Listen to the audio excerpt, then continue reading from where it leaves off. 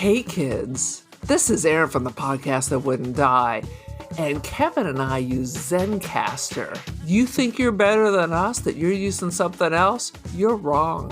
Zencastr's the place to be.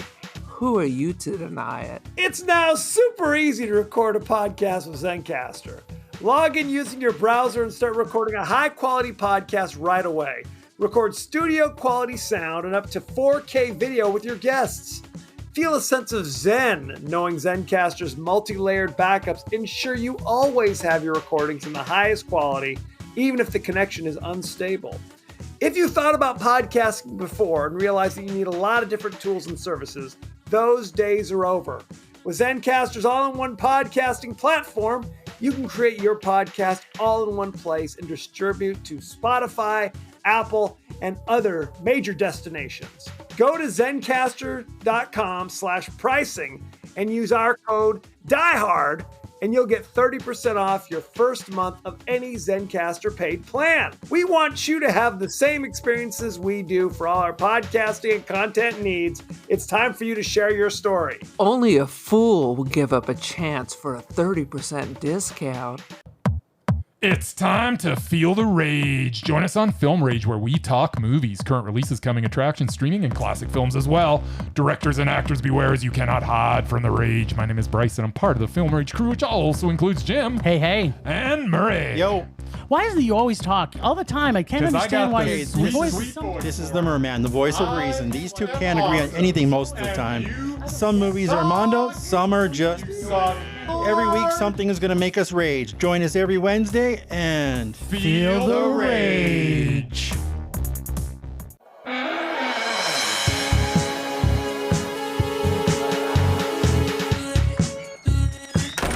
At 0300 this morning, TDRS picked up an automated navigation beacon broadcasting at 2-minute intervals in Neptune orbit. This is incredible. It's the Event Horizon. She's come back. Welcome to the latest episode of the podcast that wouldn't die. I'm your host, Kevin. With me, as always, is Aaron. Hello? This week, we've got a very, very special episode. Our friends from the Science Fiction Remnant podcast are with us. We have Robert, we have Ray, and we have Gio. How's it going, guys? Hey, how's it going? Thank you for inviting us. Of course. This week, we're discussing the horror science fiction classic, Event Horizon, starring Lawrence Fishburne, Sam Neill, Kathleen Quinlan, Jason Isaacs. It's literally an all-star cast. Each week on the podcast that wouldn't die, we discuss guilty pleasures and forgotten classics of the horror and sci-fi genre with a comedic twist, hopefully. Aaron, what's the latest with you? I watched Brian's Song yesterday. I had never seen it before, and I was just flipping around the dial, and it was on. Okay, Brian's Song is Billy D. Williams, James Caan, and it is a made-for-TV movie about the Chicago Bears? Yes. Okay, there you go. Good times. I had never seen it before because football, so...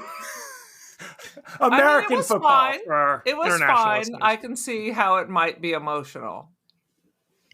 Well, spoiler alert, right? It's a true story. Well, it came out in the 70s, so... It's older than me. Yeah, it's older than me. I mean, you want me to spoil Game of Thrones too? Because at this point, it's your responsibility to see it. I like the ending. But James Caan was so young. So was Billy D. Williams. So it's like, wow. So now, Absolutely. scratched off the list. There you go. So why did you watch it? Because it was on? the show that was on after the show I had watched, and I just didn't get off the couch. There's no flipping channels. Yeah, we have remote controls these days. This shouldn't happen, Aaron. I got to use one of those TVs that you go... Hey, when I was a kid, I was the remote control. My father would say, get up, change your channel. No, not to the kids' channel. When I went to college, I got a VCR from a friend, and it was a top loader, which was old even at that time. And the remote control was a long cord. Yeah. You ever tried to clean one of those suckers, the top loaders? Oh, it was terrible. It's the worst. And to make it matters worse is it didn't work, so I had to get it repaired. So I spent more getting it repaired than if I would have just bought a brand new VCR. So, Oh wow. life lessons. Sweet Lord. So anywho, Remote. I got replaced by one of them. Aaron, give us your 30-second synopsis of Event Horizon. Clive Barker wanted to do his own version of Alien and somehow incorporate the Cenobites. The end. None of that is true, but okay. It's got. I want it to be true. It seems like it is, right? It seems like it could be. There's definitely kind of a Pinhead kind of equivalent character in this. Hellraiser. Right. Yeah. I mean, you knew Sam Neill was bad from the beginning. I mean, it's also every movie where they bring in an outsider who's the expert, you know they're either a cyborg or just psycho. Yep. Yeah, look at us. We have the mad scientist. See what happens? I'll tell you. Hey, I'm what, on the other side of the planet. Don't pick The three of us, I'm the only one that doesn't have a moral compass. So, Is that the rule? Chaotic evil. Well, Sam Neill, he's a Kiwi. So there you go. Anybody from that part of the world, right? Southern Hemisphere bad? Is that it? apparently. Well, and I have questions about this. I'd hate to disappoint you, but we are no longer a prison colony, all right? That was a war. Our grandparents came from the UK via Australia, then to California eventually. So you know what Oh, that I'm so means. sorry.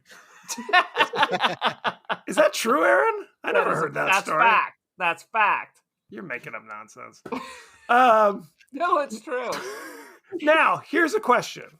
What do you guys remember the first time you saw Event Horizon? Robert, do you remember? Vaguely. It was a long time ago. Was it in the theater? Away. I think so. Only because I couldn't get away. So, You were typically, if I would be at home, I just turn the thing off, right? When he's out at the cinema and that happens, he turns himself off. Right. I'm sure, knowing how Robert used to be as a youngster, this will be one of those movies he would take a girlfriend so she could be all scared all over him. Oh, I'm scared. Oh my God, you know me so well. And 5 minutes in, he'd be clinging to her. This does not seem a date movie to That's me. the if I'm funny being honest. thing. Robert only if you want to put your sympathetic. date to sleep. Shots fired. Oh, it's a date movie, all right. His butt puckered so hard after this movie that it looked like a date. Oh, lovely. Lovely. Ray, do you remember when you saw this the first time? It was in the cinema, I'm pretty sure. When Alien came out, it was Aliens. When Aliens came out, I didn't get to see it in the cinema because I was a bit too young. But I would drive past the cinema. Oh, well, I wasn't driving because I was a teenager. But the car would be driving past the cinema, and you could hear the aliens screeching outside the cinema. The volume was so high. And then I always regretted not seeing Aliens in the cinema. And so when this came out, I went, "Ooh, it looks a bit like Aliens. I'm going to see that." So I made sure I saw it in the cinema. And, it's just fantastic. Like, in there with your friends joking around, and this thing comes on. It's like, It's that kind of movie. I wasn't as blasé about horror back then as I am now. But, it got to me a bit, I think. Oh, absolutely. Gio, I'm going to ask you. Is that because you hadn't seen actually Aliens at that point? Or? Oh, I'd seen Aliens by that time, but on home release. But I'd always regretted missing it. So, like, when the next big scary off nasty spaceship horror movie thing came on, I was like, I'm going to see that. Well, I'm actually the one with the most traumatic experience when it comes to this movie. I watched this movie like 2 years after it came out. So I was about 8 or 9. Oh, yeah. And it was like, I remember it Scarred for terrified me as a life. kid. Yes. It actually helped to the becoming of the disaster I am. but it was what I remember as a kid watching it is like it was so terrifying, but at the same time it was so captivating. I could not stop watching because I wanted to know what was going to happen. And that was the birth of chaos. That's when chaos. And it was like this. No, it's not even that, man. It's like being on your bed and you know there's a monster underneath, but you still have to peek. I did not need to peek. I knew the monster was there. I didn't need the confirmation. I had this white cupboard that was up against the wall at the bottom of my bed. So it was the bed and then a space and then this cupboard.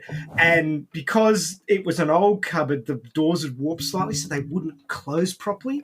And they would pop open in the middle of the night. They're going to snatch you off the Narnia. It didn't go to Narnia. It went to bloody deep space or something shit. Aaron, do you remember was this your first viewing? No, I think I saw this at the theater, and I when you said we were going to watch this, I had a general disgruntled viewpoint, and watching it again, it all came back to me. The poster was beautiful. How could you be disgruntled? It's like buying wine based on the label. That does not work. No matter how pretty the label is, right? That's right. That is not a better guarantee. You're better off buying wine based on the price then. 100%. 100%. I saw this in the theater myself, actually. It was one of those things where I was just like, what's playing? There's this movie. I know nothing about it.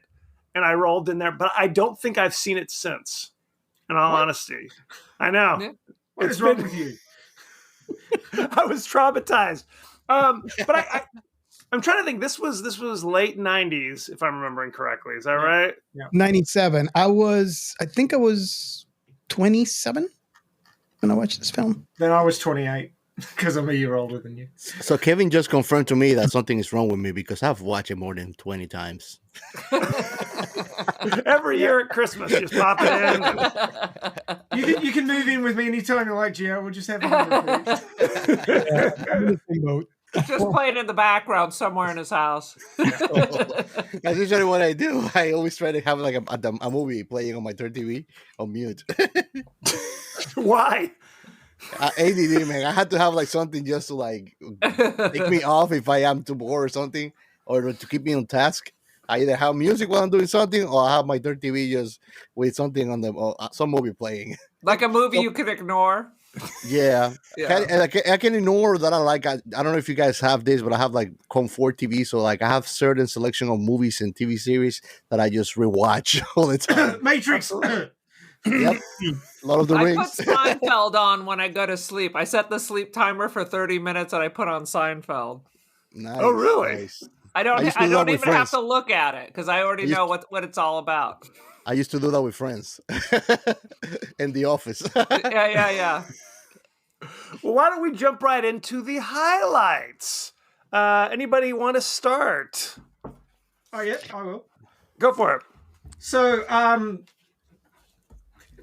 it's like it's like a haunted house versus the Mary Celeste in space kind of deal, which always sort of interests me. You know, read the synopsis of the story. Oh, that sounds interesting. I got to go see that. And that moment when they're cruising along the side of the ship, is like, what's going on in there? It's just sitting there. What the hell is happening? I need to know. And then they go and get into that main corridor, and you know, you've got lightning from the atmosphere of Neptune, lightning flashing up and lighting it every now and again, and it's like there's a poltergeist in there. All these bottles and spanners and things are floating around in there, and it's just a fantastic sort of environ that they move into. It's like, this thing is creepy as shit. I'm glad I'm not there. But you guys are fucked. I'm sorry. You notice the docking, the actual docking port they used? I mean, it starts with that.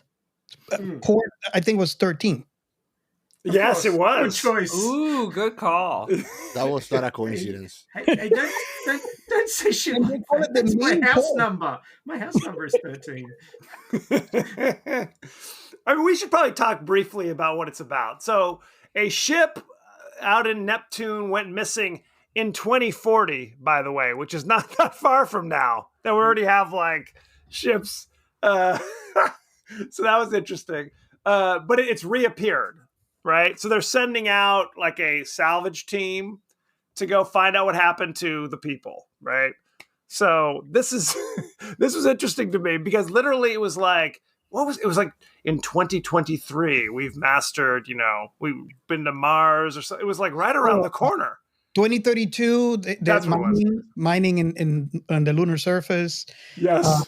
2040 they launched the Horizon, and 2047 is when they launched the rescue team. It's basically Jeff Bezos and Elon Musk's future for us has now actually occurred. She just read my mind. So basically what you're saying is Elon needs to get his shit together because you got to keep to the timeline. 100%. I always like those movies where it's like the near future becomes a little too near. You know what I mean? Or the past. Now, if you hang around long enough. Right. I hope that Blade Runner doesn't fail us. Stay in canon with the real timeline. I'm still waiting for my flying cars and hoverboards from 2016. Really, like seriously, get on with it. No, I love all those kind of the near future because it's like Alien Nation is like now 30 years ago. If we're to believe, and was it Demolition Man is like right now. Yes. All that stuff's fascinating. But this is like literally kind of a bizarrely stacked cast. You know what I mean? It's like, now a lot of them were kind of relatively unknown at the time, but we knew Sam Neill. This is after Jurassic Park. Sam Neill had done everything. He was in the Omen. He is immortal. There's a painting of him somewhere that's just turned into a slushy monster because he's still around. He's still doing his thing. Absolutely. Yeah. Lawrence Fishburne, we said. I mean, this is kind of bizarrely stacked, in my opinion. What do you guys think? Well, they all thought they were in for a masterpiece. They're like, hey, yeah, look who's in. It was only 2 years after this that Lawrence Fishburne was in The Matrix. So Yes. 100%. And it's like, who else is in this? You got Lucius Malfoy from the Harry Potter movies. Kathleen Quinlan had just been in, or was maybe a year later, was in Apollo 13, playing Tom Hanks' wife. So she's doing stuff. I mean, it worked out for them. It seemed to work out. All right. Didn't quite work out for the studio, though. It didn't make enough money. No. I believe it. Well, this is funny because this is credited as Paul Anderson was the director of Event Horizon. Not to be confused with Paul Thomas Anderson, who was making movies about the same time. Paul Anderson, actually, he went from Paul Anderson to Paul W.S. I saw that. Anderson. Very small. They made the W.S. micro, so you could still be a little confused. Well, because they were like, well, you can't be Paul because there's already Paul Thomas. But with that WS, it kind of looks like Wes Anderson. And you can't be that guy either. So that's why he's Paul W.S. Anderson. Prior to this, he had done like Mortal Kombat, I believe. Oy, oy, oy. Which is a masterpiece of modern cinema. I think we all agree. So, I was into the video games back then. So. Well, and then later he did like the Resident Evil movies. So this was kind of a little heads up. This was his big overreach. Is that it? And then he went directly to TV. Is that how it went? No, he's still doing stuff. I think. I mean, he's not. I kept confusing with Uwe Boll. He's not Uwe Boll. If that means anything. Do you guys know who Uwe Boll is? It does. Oh God, it does. He was also famous for doing kind of video game movies. Like he did House of the Dead. And traditionally his Uwe Boll's movies are horrendously awful. If you Google him, It's like he once had a boxing match with his critics because they would just blast him constantly and he got upset. So he's like, I challenge anybody to a fight. And they did. So that's a thing. Everything Another can be mark resolved of by force, quality. right? 100%. They agreed with him after that, I guess. Now, here's a question. Why is Sam Neill already kind of possessed when he arrives? Do we know the answer to this? Well, he's really kind of just like a jackass. And then, yeah, he's already flipping the switch. So maybe he had some knowledge when he set this thing up, that he knew that when he was opening the puzzle box, what was going to happen next. I think that he was messed up. Like he just he was traumatized. Like most of them were actually traumatized. I mean, you don't get on a pissant little ship and go out to frickin' Neptune if you're a sane human being. Exactly. If you have anything to live for. That's right. So I mean, the ship had lots of fodder to work with to mess these people up. Sam Neill is a scientist who can't explain anything he does. I mean, I have a quote here. I can't explain it. It's math. Aren't these people all at a certain level of education that they are on the ship? I'm not so sure. I can't explain it. It's math. It's I math. mean, they agreed to go out there in the first place, so there's got to be a certain level of duh. Yep. I have my own hypothesis about it. Please. We did speak about this on the episode we recorded about it, but basically there's something that is having some kind of psychoactive effect on everybody in the crew. Could be airborne. I don't know. So basically, that's one of the most horrific things about this movie is that you're expecting, based on what you've seen before on alien space horror movies, there's going to be something there hunting them, but there's not a perpetrator. The perpetrator is the crew itself having psychotic breaks and hurting each other. And that makes it more scary because you don't know when it's going to kick in and who's going to do what to who. But it seems like Sam Neill woke up already exposed, whereas everybody else got exposed once they entered the ship. So, which makes me think he's already kind of knows what the hell's going on. I think it started, my perspective on this is I think it started because he had a very big vested interest in the ship. Mm-hmm. Not only because this is something that he invented, he's basically, this is its baby. He doesn't know what happened to that ship for 7 years. So as a scientist, he has that curiosity and seeing what happened. He is aware that they're using a black hole to go into a different dimension, but he wants to know, like every other scientist, you want to see, you want to measure it, you want to write it down. And I think it started there, right? As to why you notice how he's hiding things from the crew. Mm-hmm. Like, for example, there's a scene when everybody's asking everybody, have you seen something? We just saw that he saw something like literally a few seconds ago, and he's quiet. Now with the late, I forgot her name, she was saying that, I saw something. I saw my kid, and there was things on their leg. That was Peters. Yeah, Peter. And he's trying to shut her down. Right. Yeah. Yep. Not only that, I actually made a note about some other occurrence when Cooper brings Justin. Basically, he totally disregards what Cooper is saying and starts saying, "Oh, you got a psychotic break." He's starting to give him some bullshit about decompression and the effects that it's having on you or the carbon monoxide. And the funny thing is that he's so blinded to go and find out and keep on the research at the cost of the crew. Yeah. That they oversee completely how the hell Cooper knows what the drive does if he's never seen it and he has no scientific knowledge of it. Mm-hmm. So it's like when Cooper gave his testimony and he disproved it, Cooper really put him on the spot that something is happening because how the hell do I know this thing does that? Right? If I haven't seen it. Gio, it was chemtrails and a weather balloon. Come on, be serious. Fake news. Absolutely. No, well, you wonder, because he's the guy, Sam Neill Weir is the guy who invented this drive. So presumably he has, tested it, right? So he's perhaps, we're supposed to think he's already kind of opened up the doorway before he put it on the ship, would be my guess. Right. Because, that's why I think he was already touched. Well, because before he was leaves basically Earth, Pandora Box's bitch. 100%, yeah. He was already a Cenobite.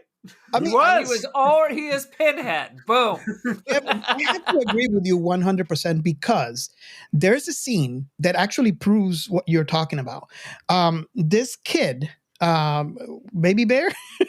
Baby Bear. Yes. Poor Baby Bear. When the gravity drive activated, and we know that it gets activated when all the rings aligned, and then that liquid substance, and he gets in and comes out. We could call it black goo. The black goo, yeah. He's already confused with the Alien prequels. Exactly. He's already changed. So that is a full body connection to this thing. Now, we rewind to when this machine was invented. There has to be some time during its testing where Dr. Weir was exposed to maybe a limited amount of this goo. Mm-hmm. And we already know what a goo does to a human being. So maybe he was affected at a level that wasn't very noticeable even to himself. And that, I don't know, that's my thought process in that.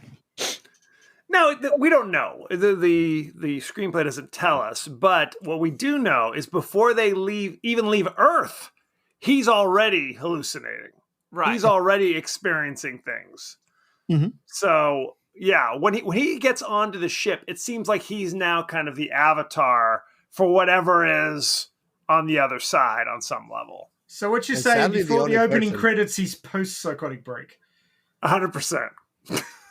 I really thought he was going to be some kind of a robot at first. It's the HAL 9000. It is the weird robot from the first Alien, Right. Where we got to protect whatever it is at the cost of all the crew. Oh, so he's bad. He was bad milk robot. But he was the bad milk robot. I'm like, why robots always have like white milk? You gotta have that milk. Right? The bad noodles. Yeah. Bad space noodles. Right. So, but let me ask you this. So Justin goes into first of all, they get on board the ship. They know some shit's wrong. And the first thing they say, we should all split up. Yes, you go to that far end. Yeah. I'll go to this end. And never the twain shall meet. That was not a good plan, in my humble opinion. I'm not a military tactician, but in my layman's opinion, bad idea. Well, let's send the entire crew over also, except for like one dude. Yeah, great. We can all agree that was necessary for the plot.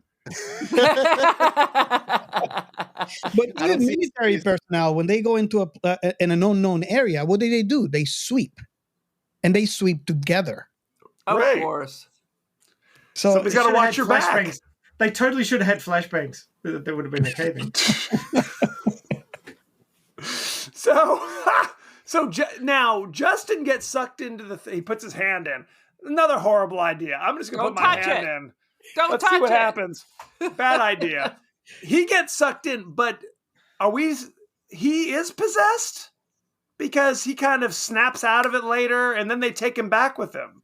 So I don't know what the story is with him. He was gone, I think. Yeah, I'm not going to answer that, but I'm going to say something here to that effect.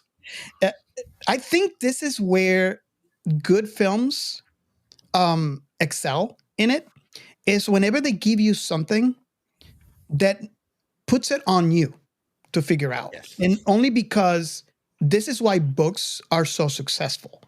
Because in a book, they paint a scene for you, and you figure out in your head. You figure out and you visualize the scene in your head, and that's what a human brain does when he has not enough information.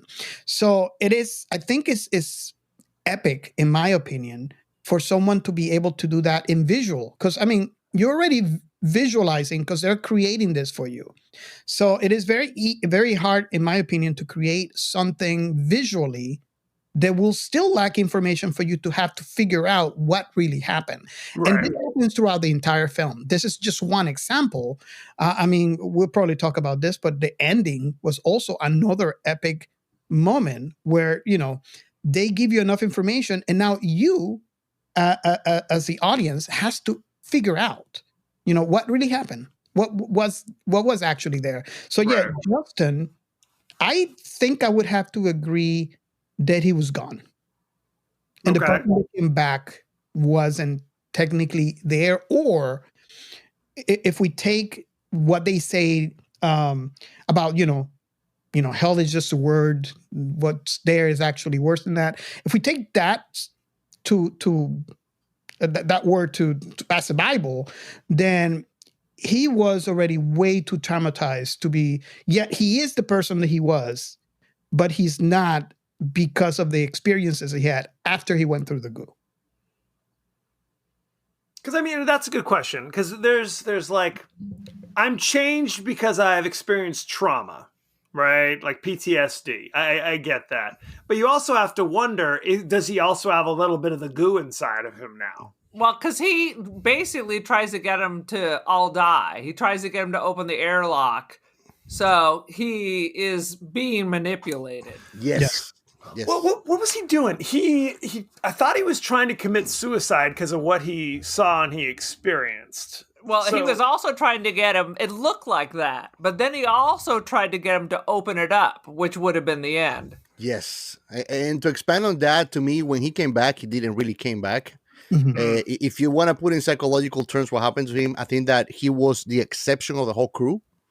While everybody was having psychotic breaks and episodes, he was in a fugue state of mind. Right. So he was in complete shock, unresponsive. And when he was moving to go into the airlock, it felt more like he was being marionetted with his emotions. Yeah. He first looked like vacant of emotion. And once the airlock was going to open, he switched up to save me. And it was like so mechanical that you can tell that's not him. That's whatever is influencing, trying to get us all killed. It's like all those vampire movies where all of a sudden they snap back. Remember me? Yes. I love you. And then you come up and they give you the bite. Yep. My theory on the whole thing is that the ship was possessed. Basically. Right. There was an evil entity possessing the ship. Yeah, they said it was like an organism. Yeah. Now, the evil entity possessing the ship, it probably had minions, or it could just start taking people over, but it had to break them first. And we was pretty much broken from the start. It may be that he'd been broken during the testing phases of the ship, and they'd got to him already. And it may have been that because he was so far away from that malevolent entity that it wasn't affecting him too badly. He was just like a guy with PTSD because his wife committed suicide. But once he got back on the ship, it went like, oh, hi, nice to see you again. Open the door, walk into his head, take over. But the rest of them had to be broken first. They had to break in. And when it took Baby Bear into the other space, it had its way with him and it spat him back out again, and now he was a minion. And it was able to take him over at any time, force him to do things, and then let him come back and enjoy the results. So that was basically what it was doing. It was toying with what was left of their minds after it had broken. So this is another I think question. they were just trying to get it to turn on each other because they are the threat. So, like with the other crew, it was just getting them to wipe each other out. Yeah. See, I kind of looked at it as, I don't think it was you should all kill each other. I think that was just kind of a byproduct of their crazy, psychosexual, cannibal. Like, this is like what they're into in that dimension. And I guess if I was reading behind the scenes, there's like, what you saw in those kind of flashbacks were kind of weird, like they were having sex, but they were also killing each other while they're doing it. Like they were kind of like that's what they're into in this dimension. With a lot of tentacle business. Well, those are guts or whatever. So that's the question is, are they hallucinating? Like when Lawrence Fishburne's seeing The Burning Man, is that just a hallucination, or is there actually a physical manifestation? I know later Sam Neill's now there as a physical or is it a premonition?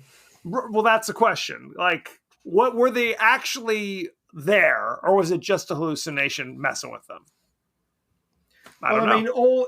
Your experience of reality is a bunch of electrical impulses that have been collected from your various sensory organs, and then it's just buzzing around inside your head. So, I mean, if you can get inside someone's head and mess with those electrical impulses, you can basically create anything.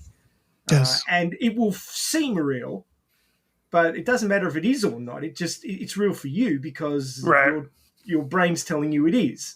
But it doesn't matter if it's there or not. I mean, it feels manipulated because the one lady who sees their child is lured into the pit where she falls through to die. Yeah. Right. That wasn't like just foreplay or anything. Like they were all going to get it on later on. Mm-hmm. Not only that, but like the scene where Miller sees the crew member that from previous missions years before that he had never told anybody, and the ship knew it. That's the no turning point where the movie tells you that it's something getting in everybody's head. It's not an entity that walks and talks, which makes it the more scarier. The fire. By the end of the movie, the fire, I think it was real because the whole room was on fire afterwards, which makes it creepy because basically Weir went off a window, so I don't know how he made it back. So I will venture to guess that being a black hole, if we bring into account the multiverse, it could be another version of him that came through through the drive that still lives and is conditioned to live in that inferno. About that scene, why do they have a harpoon? No, it was a tool. Because when they were repairing the Lewis and Clark, it had a big gash in the side of it. They were using it as a nail gun, essentially. It was like a revolver. It had a hook, and they shot it out. It was a space stapler. That's 100%. It was a giant needle and thread to sew the ship back together. There you go. Stapler. And adding on to that question, when the airlock door is opening, as it's about to open, Justin's veins are all bubbling and oh my God. Later, when the window breaks open, you don't see anybody else bubbling and they were totally you can hear his screams. You can hear his screams. He wasn't happy about it. That's true. But he wasn't bumbling. There was a lot of can hear you scream? Oh, that's unfortunate. Yeah, I had a big issue with that scene. I always laugh at that it's part. very, very unrealistic when he went into space. I mean, not even that. I mean, I actually timed it.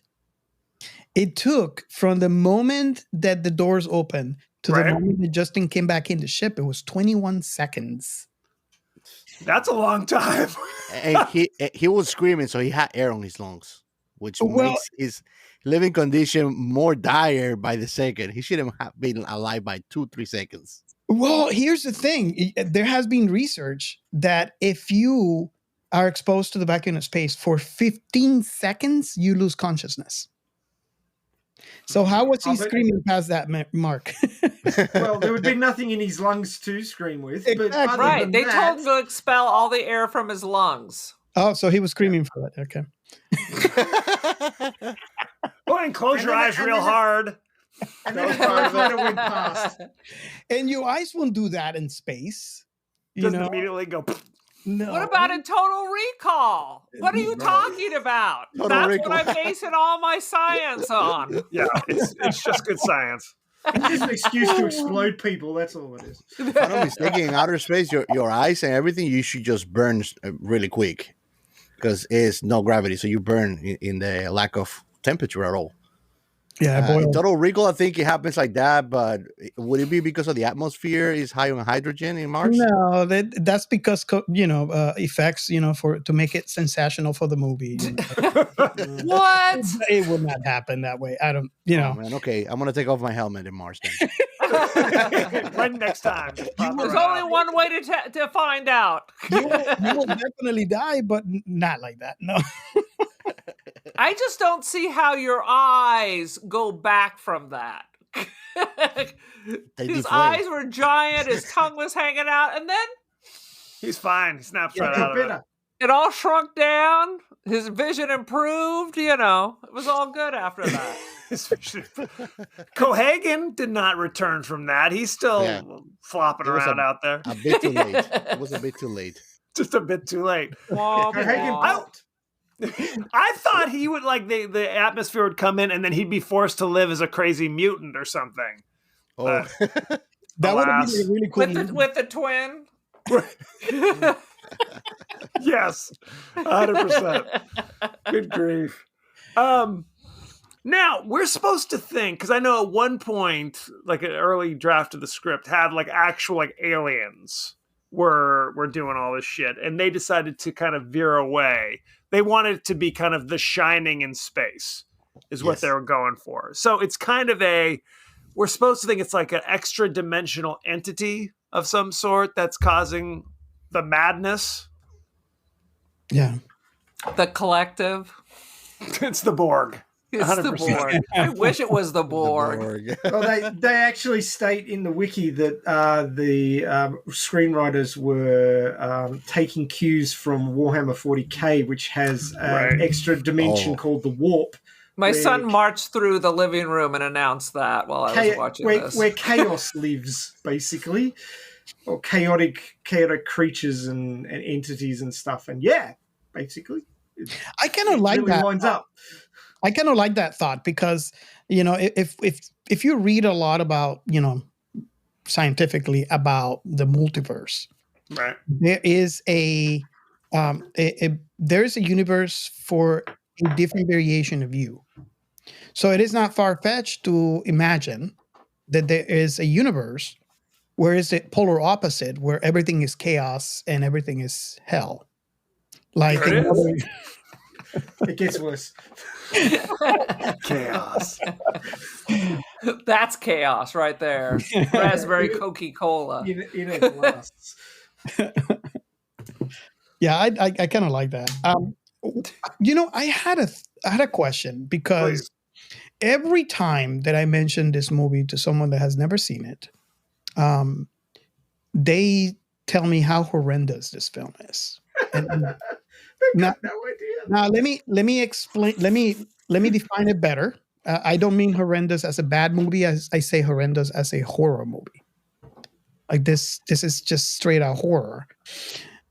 I guess I should have seen this film as that because I typically don't like horror. Yet I don't know how to explain why I like this film. However, this movie could have been worse. A lot worse. It could have been a musical. Hello, my baby. Hello, my honey.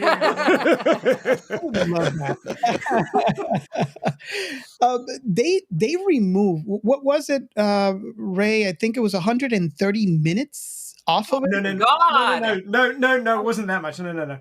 The original length was 130 minutes, but they had to cut it down, and I think the final... I can't remember how much, but it was a big chunk.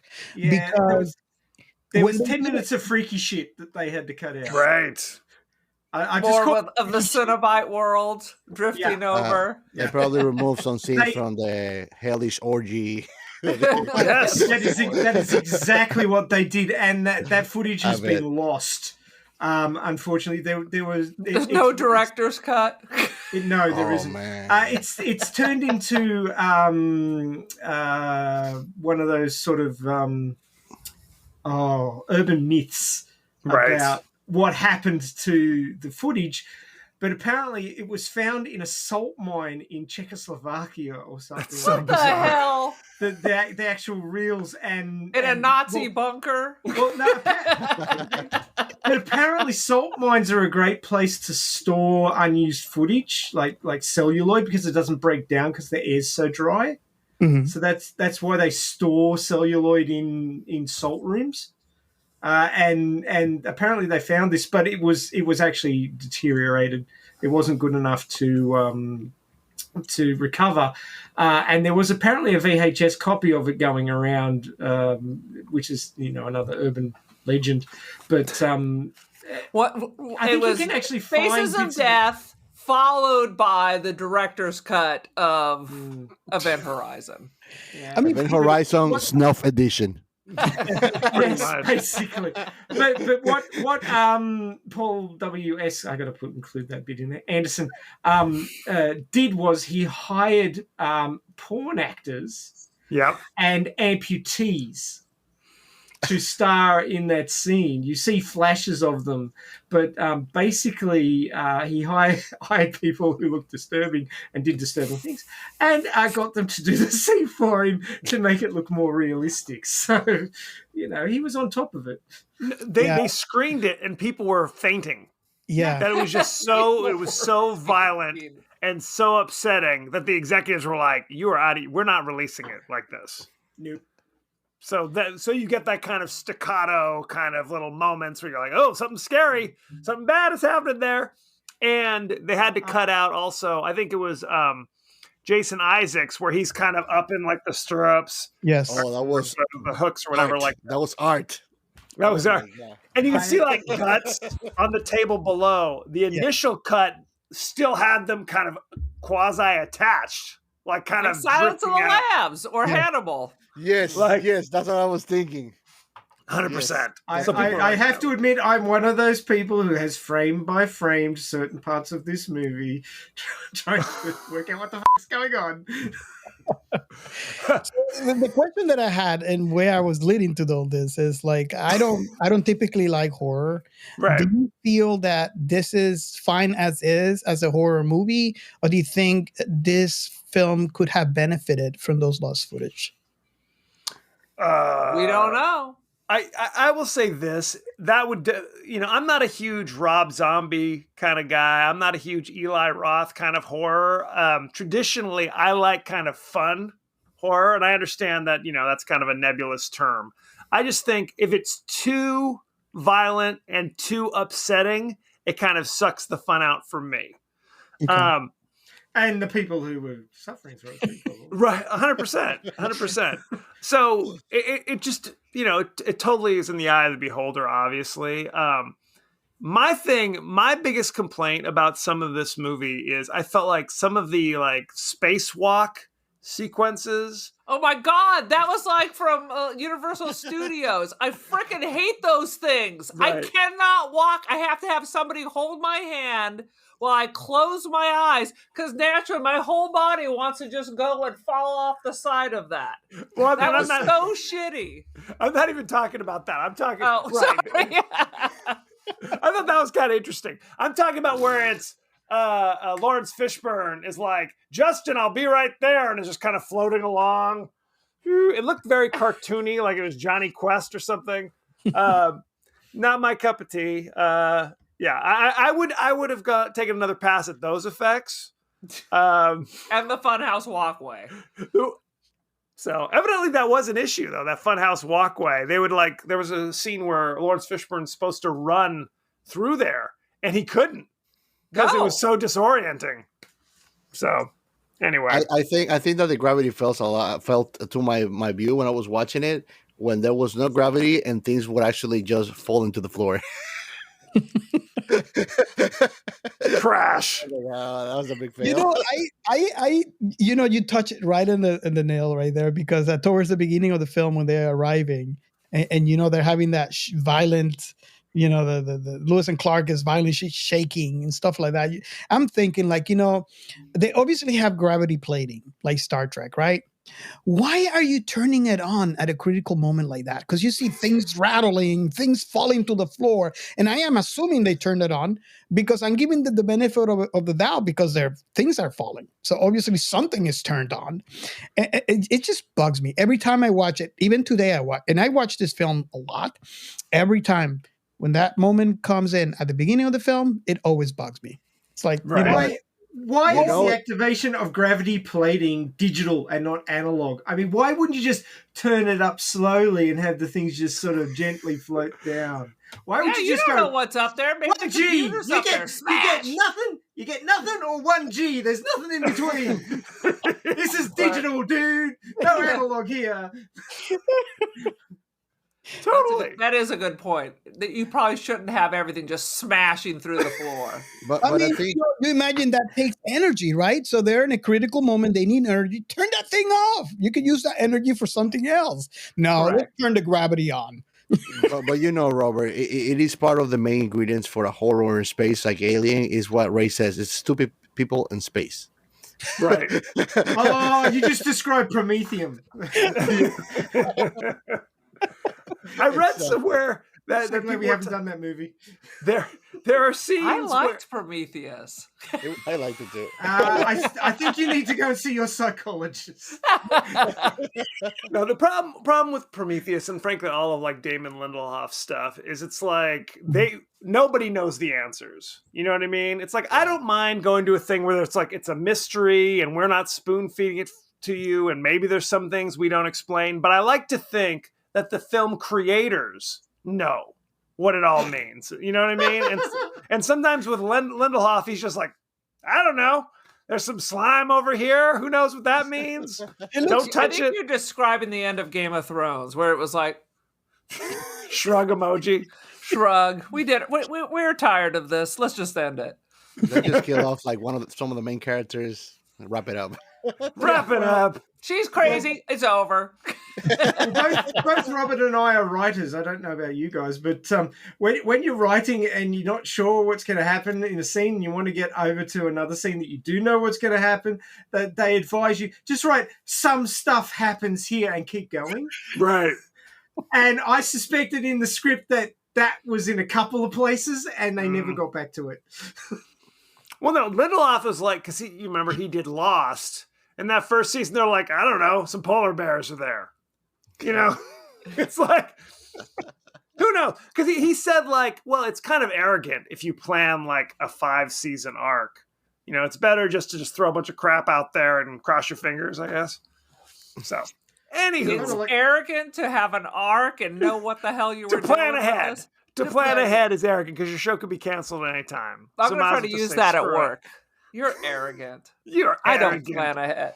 I take this moment by moment, this whole educational process. I find your organizational skills arrogant.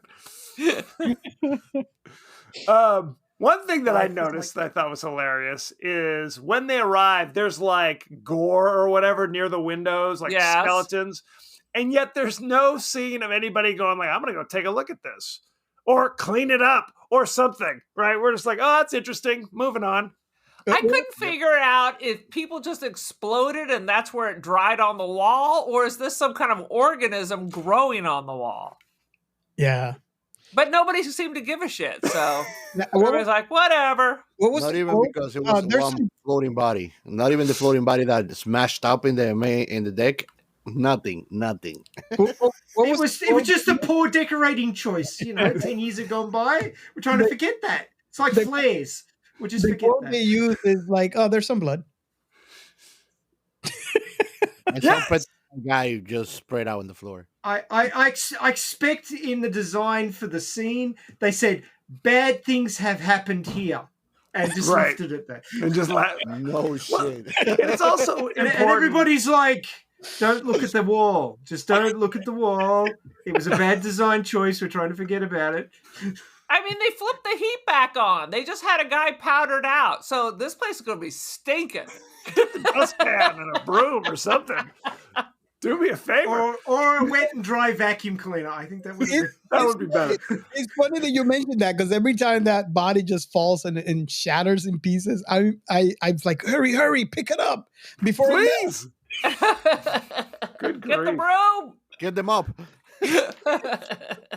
I also appreciated that they designed the special gravity drive to look really evil. Like spikes and things. It's like, does it have to look like this? I guess if it's the puzzle box from Hellraiser, right? It's like The Simpsons. There was a switch at the bottom good or evil, and they decided to flip the evil switch. And how you get to it is a mood grinder. You mentioned Warhammer 40K, and that makes a lot of sense because you have that vibe of like the Gothic. Yeah, it has that kind of vibe like Warhammer 40K. I never did that connection, to be honest, and that's really? a great comparison. Actually, it's very much like that. 100%. Do you guys have any other highlights you want to discuss? Well, apparently after they turned the gravity back on and there was all the falling and shattering, they had snow cones for dinner that night. But they cut that scene out. Thankfully. That was the red snow cone. Red snow cone. How come there's no freaking fire suppression on this goddamn ship? Yeah. There is. You open the door. You just flush it out. Just flush it. Well, something's on fire. Click. You open the door and hold on. Yeah.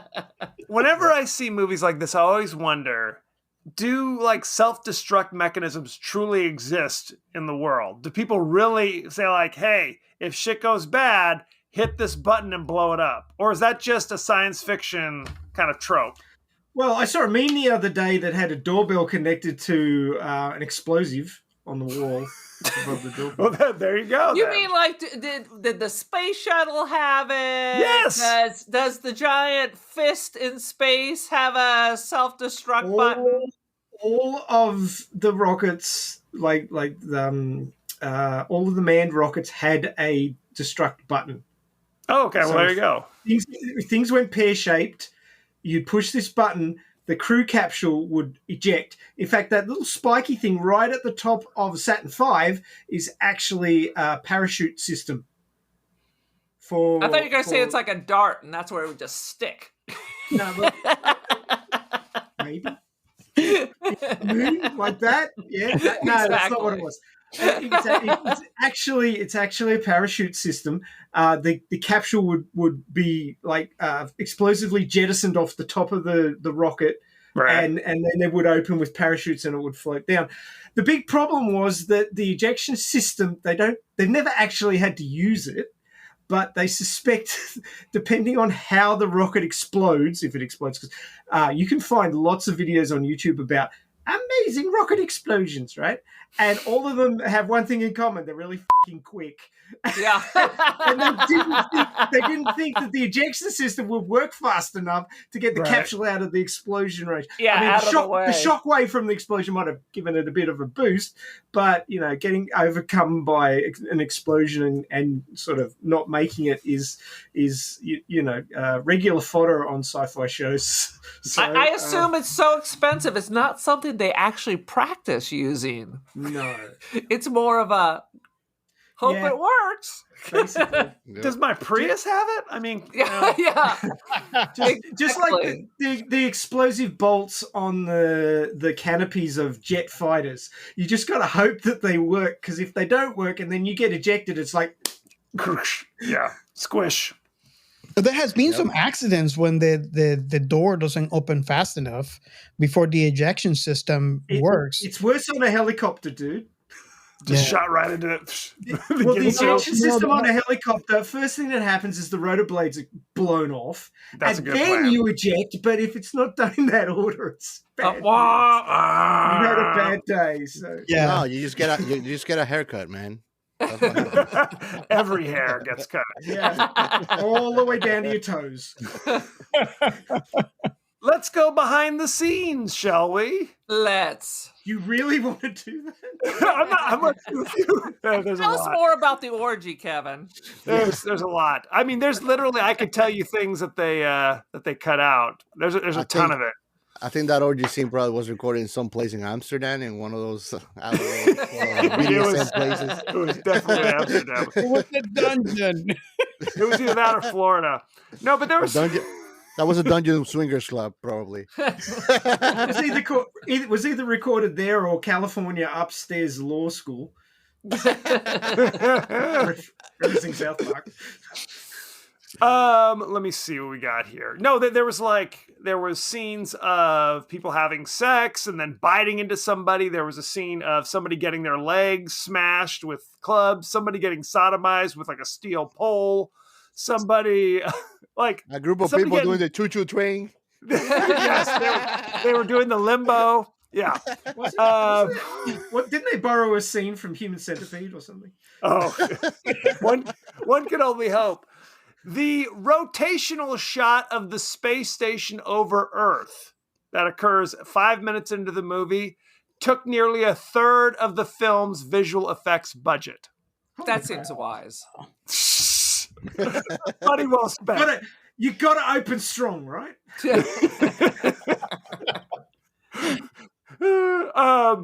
Let's see. When director Paul W.S. Anderson was working on the movie Soldier with Kurt Russell after this, Russell said, "Great movie. Where's the orgy?" Yes, Russell said, "I signed up for the orgy. What the hell is this?" I mean, imagine after Todd wanting that trash planet for so long, he needed something, right? It's not a good sci-fi flick unless there's an orgy. Come on. Absolutely.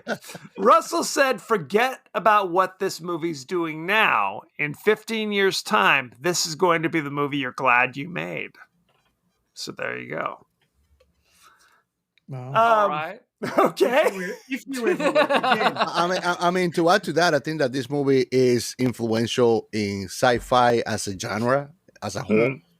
And I think it built the career of most of the cast.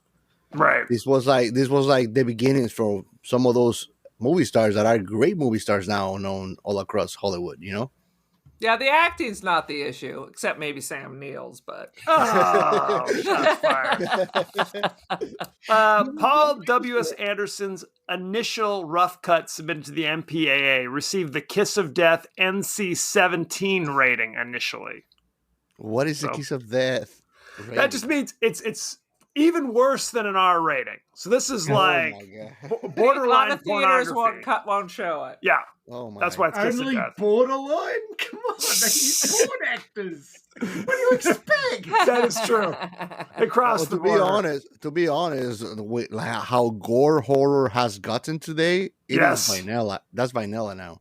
Oh, 100%. and that's scary to just like think about it and rationalize it. Like that was scary and strong, and now that's just vanilla. It was just like quick shots and that's it. Like I had to actually pause it, like what's going on here? And just pause it like 3 times to like be able to catch a scene and see what's going on.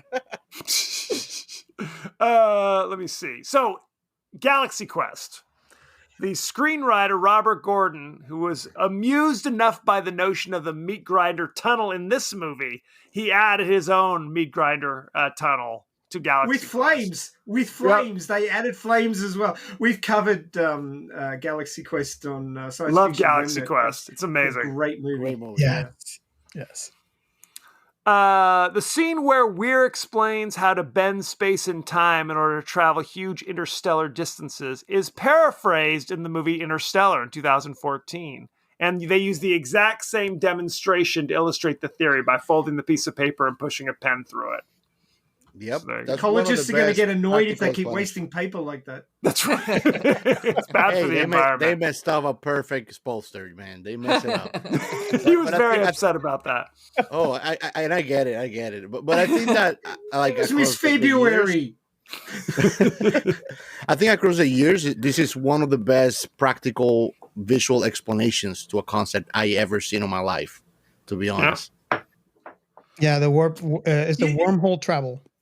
Depending on how accurate that demonstration is, I think there's a lot of photocopiers that could send you to another dimension. Clive Barker, whose movie Hellraiser was a huge influence on this film, consulted on the project during He was pre-production. consulted? Yes. No. Thank you, Aaron. Right again. You're right again. The Event Horizon, which was the ship that they are rescuing, theoretically, was named after the theoretical boundary surrounding a black hole, within which gravitational attraction is so great that nothing, not even radiation, can escape, because the escape velocity is greater than the speed of light. Boom. Good to know. Let's look at the cast and crew, shall we? Let's see. Director Paul W.S. Anderson. We talked about him ever so briefly. You know him from Resident Evil Apocalypse, Event Horizon, Death Race in 2008, and he was the producer of The Three Musketeers in 2011. Good stuff. He is currently married to He was in The Mila Omen. Jovovich. Who was? He was like, what is he? Omen 2. He was Damien. Was that Omen 3? We're talking about the director, Aaron. Oh, shit. I thought you were talking about... I think you've entered the Event Horizon. I'm slipping into the Twilight Zone. Lawrence Fishburne played Miller, the captain of the ship. You know him from The Matrix, playing Morpheus, The Matrix Reloaded. He was in Contagion in 2011 and Mystic River in 2003. He was in a movie that I like very much that not many people know it, called Assault in Precinct 13 too. The remake Great with movie. Ethan Hawke, right? Yes. Sam Neill played Weir, the possessed creator of the Gravity Drive. You know him from... Dinosaurs weren't enough for him. He had to go out into space. He absolutely did. You know him from Jurassic Park in 1993, Hunt for the Wilder People in 2016. What the is that? What's the Wilder People? That's Taika Waititi. He was in Memoirs of an Invisible Man in 1992 with Chevy Chase. Oh, Lord. He was in The Piano in 1993. And of course, he was in, Damien the Omen 2. I would venture to say that he might be an Ethan Hawke friend too, because he's also in a movie with Ethan Hawke. Oh my God, what was the name of the movie? I'll remember it. but there's he has a movie with Ethan Hawke that I like very much. Daybreakers. That they are like vampires. Daybreakers, and, yes. Yeah, he's also in that movie. He makes a great villain. I think that when an actor makes a villain and he earns the hate or the dislike of the public, he exceeded at his role. It's just like King Joffrey. Like King Joffrey, one of the best deaths I ever seen on TV. No question. That was beautiful. That was that was prime Game of Thrones. Where you're like, what the yes. I felt the same way. It was joy. Kathleen Quinlan played Peters. You know her from Apollo 13. She played Marilyn Lovell. I never saw that. Oh, okay. She was in Breakdown in 1997 with Kurt Russell. She played Patricia Keneally in The Doors in 1991. I did see that with Val Kilmer. Absolutely. She was in A Civil Action in 1998 with John Travolta. And I remember her in The Twilight Zone, the movie. Oh, God. Yes. Way back when. Absolutely. She was in that one where the kid wishes the kids to the cornfield or whatever when people piss him off. They did that remake. That is, well, it's not as good as the original, but that is just so iconic. This tells you how evil children are.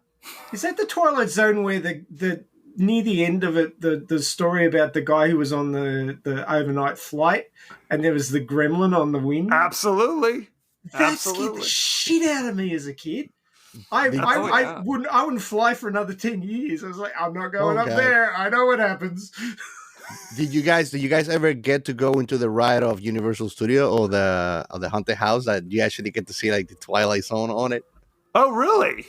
Oh, yeah. I haven't been to Universal Studios in 1,000 years. Oh, it's fun as hell. Like, I don't know if you remember on the TV show on the intro, like you have like a screen like with fog and stuff coming out in and out. You actually have a ride on a car that is doing that, and you're watching that, and then you get into like a place, and it's another elevator, and it just drops. Poof.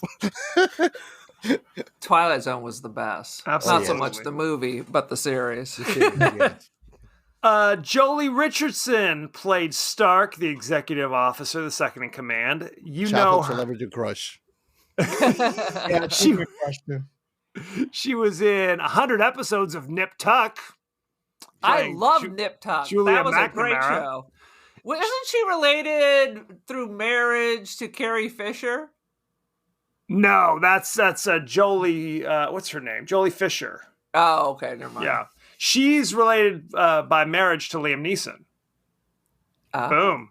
Yeah, her sister was married to Liam Neeson until she died of cancer. Natasha Richardson. Liam Neeson has been awarded like the worst father of 2020. Those kids just keep getting lost and taken. Absolutely. Very negligent. She was also in The Patriot in 2000, 101 Dalmatians in 1996, Yes. and Thanks for Sharing in 2012. Anybody else you guys want to know about? Who did we forget? No. There's other people.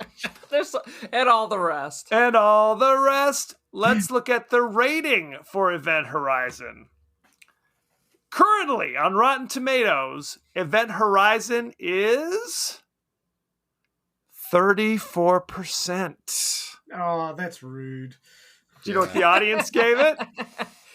42. 61. What? The audience seemed to like it much more than the critics. But I think that's because it's like it became a cult following movie. I think you're right. I think a lot of these critics, I think, thought about it like when the movie first came out, and a lot of the fans are much more recent, perhaps. Yeah. Yes. That's the way it always is on Rotten Tomatoes. You want to see, it'd be nice if they could have a rating from when it was released. Because you look at some movies that were really classics, but now looking back, people aren't that interested. It'd be nice to know what they thought of it at the time. Yeah. Well, and apparently it was a very crowded movie season, so there was a lot of other shows competing with it. And I think that has a lot to do with, if it was a quiet season, it would get more attention because there was just more eyes on it. But if it was a very busy season, there was other things that people were looking at. They weren't looking at this. Yeah. Well, I think they also, the studio was hoping for kind of like a science fiction adventure, and the director gave him this, which is... It's something else. Let's just say that. So you're going to get an adventure, but where you're going, it's not that fun. That's true. Roger Ebert. What do you mean there's no return ticket? I want a return ticket. Roger Ebert of the Chicago Sun-Times says, it's all style, climax, and special effects. The rules change with every scene. 2 out of 4 stars. Boom. They don't. How dare you, Roger Ebert? Peter Tatara from CNN.com says... No, it's Cetera. Peter Cetera, former bass player and lead singer of Chicago. He says, don't worry, it's not you. It really doesn't make any sense.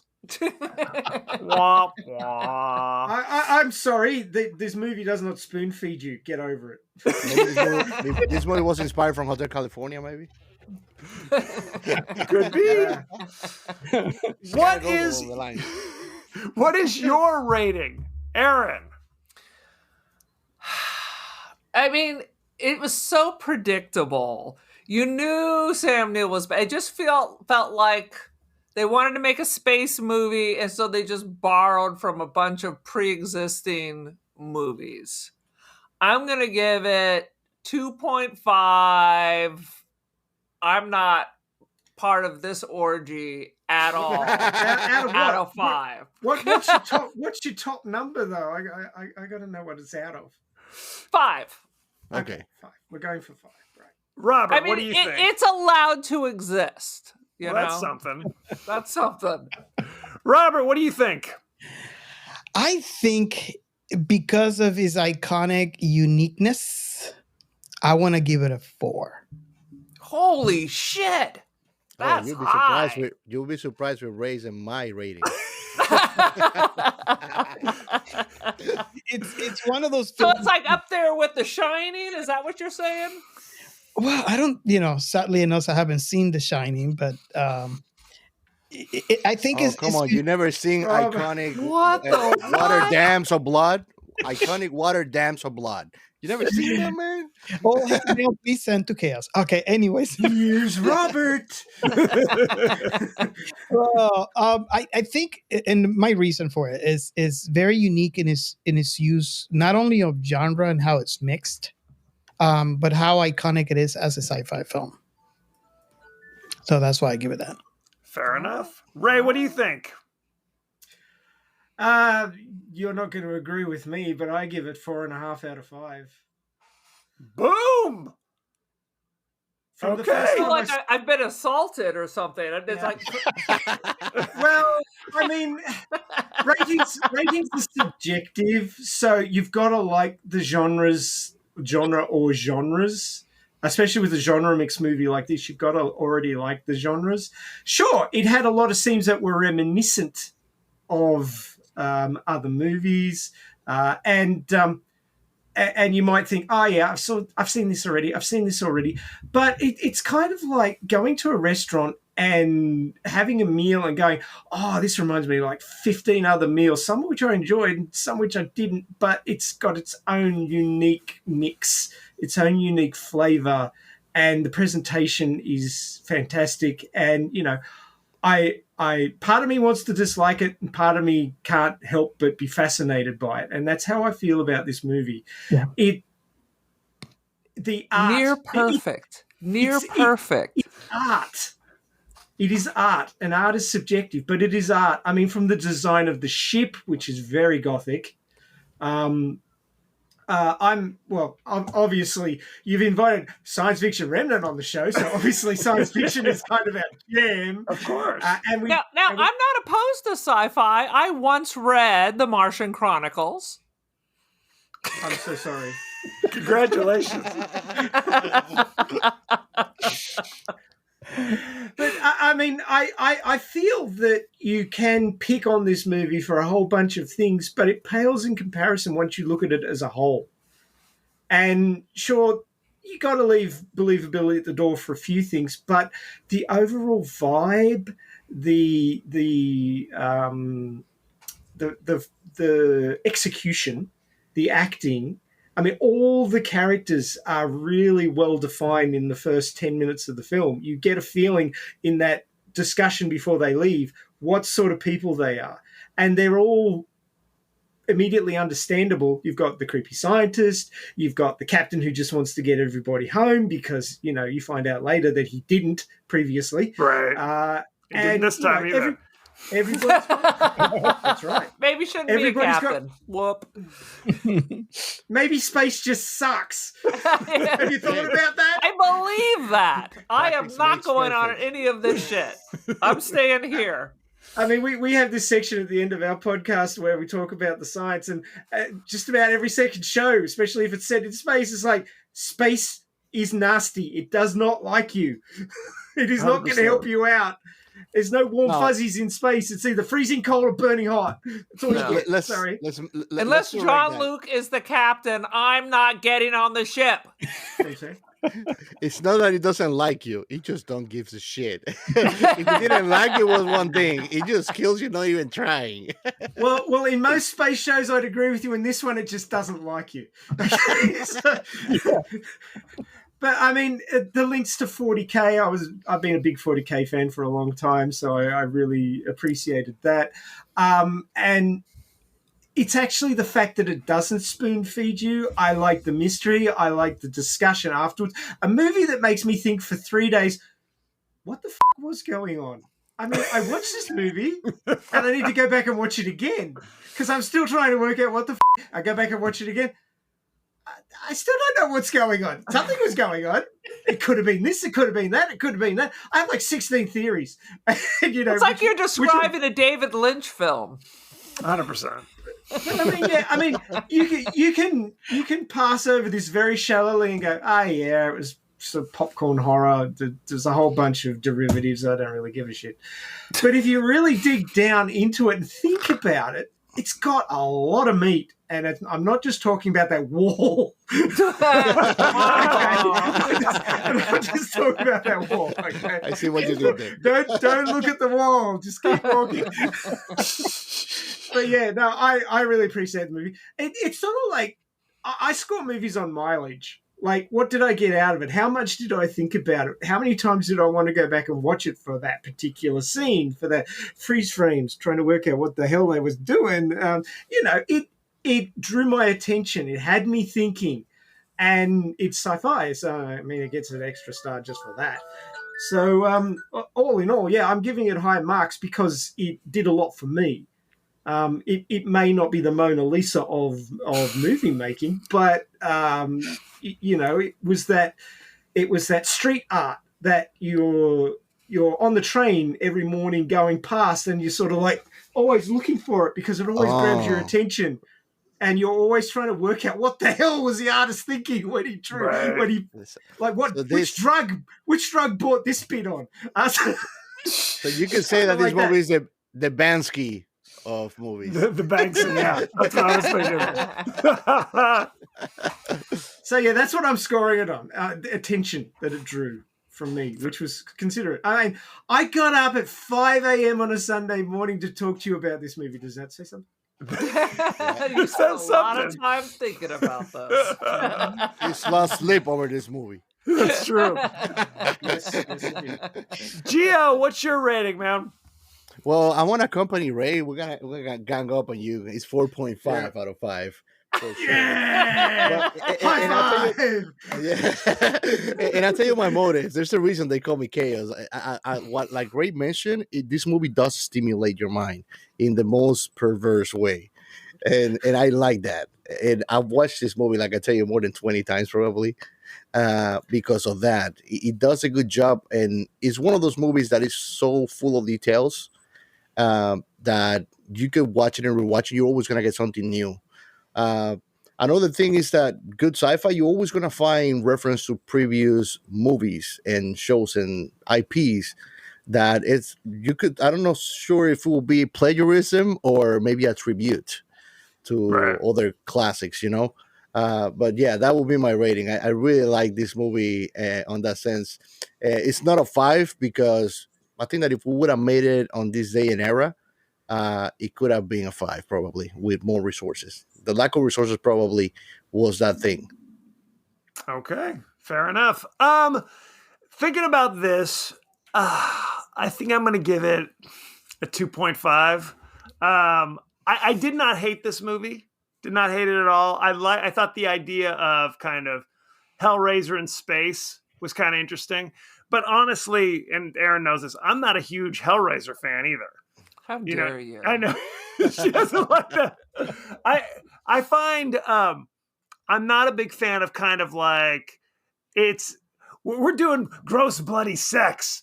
Let's watch. This is like Saltburn with Bob Wire.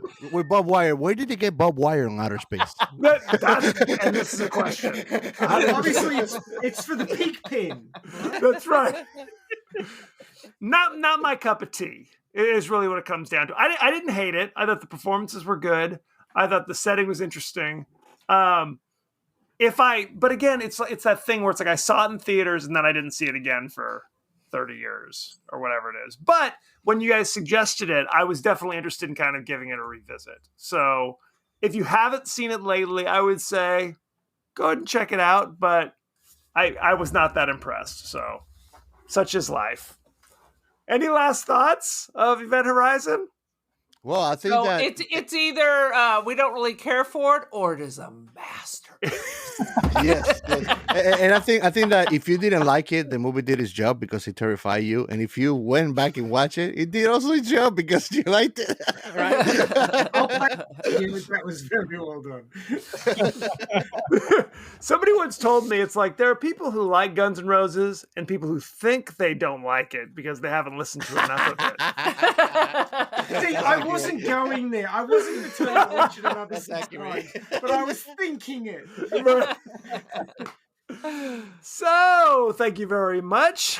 Go to our pages across social media. We're on Facebook, we're on X, Blue Sky, Threads, Instagram, TikTok. You may be watching this on YouTube as we speak.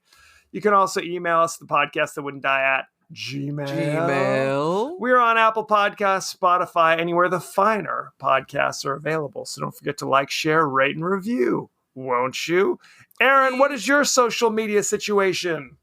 I'm on Artsy and First Dibs, Aaron Doherty, and I am the Cult of Aaron on Instagram. Join the cult. Beautiful. Now, where can people find your guys' amazing work?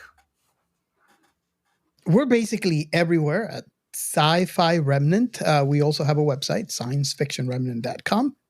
And also, all you got to do is just put in the hashtag, this is sci-fi, and you'll find us there too. Absolutely. Do yourself a favor and check it out. Go ahead. We haunt X occasionally too. Occasionally. Okay. Yeah. It's kind of an Event Horizon situation over there at X these days. You can't be sure if we're there or not. Always be looking over your shoulder. It's true. You don't know if like you're doing anything that makes a difference, and yet there's frightening images constantly assaulting you while you're there. Yeah, no question. On X, no one can hear you scream.